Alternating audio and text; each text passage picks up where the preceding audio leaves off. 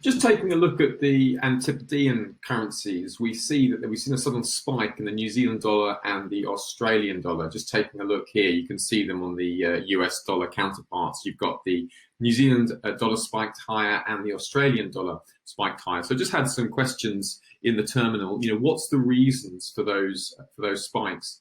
Well, first of all, there's no clear, obvious driver for those reasons. It's not like a news announcement. There isn't a news flow. It is most likely to be due to something that's called illiquidity.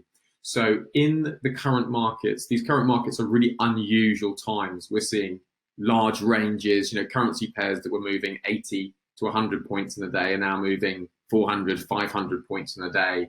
The market is very concerned about the spread of coronavirus. So we're seeing large sells and lots of strong orders moving in. Now, most likely what's happened is there's a pocket where there isn't any orders. So when price moves into these sort of almost like air vacuums, and then price can just accelerate through them looking for the next order. So that was one of the reasons why we might have seen this is 150 point spike up in the Aussie US dollar pair, which just goes to show you how large these ranges are. So that's the best explanation that I can think of. It's due to illiquidity, similar to what can happen on a Sunday evening. You open up the terminal and you can suddenly see a price move 20, 30, 40 points for no apparent reason. It's a similar kind of market environment. You might get gaps. And also you do get algorithmic traders now. They're machines that can automatically withdraw their orders. So sometimes if you see a large spike of 100 points, some of the algorithms will turn themselves off. So that can make the illiquid markets worse. So, there's no orders. There wouldn't be like a sell limit order there if suddenly gets removed from the market. But that's the most likely example. We're seeing the extreme selling off now.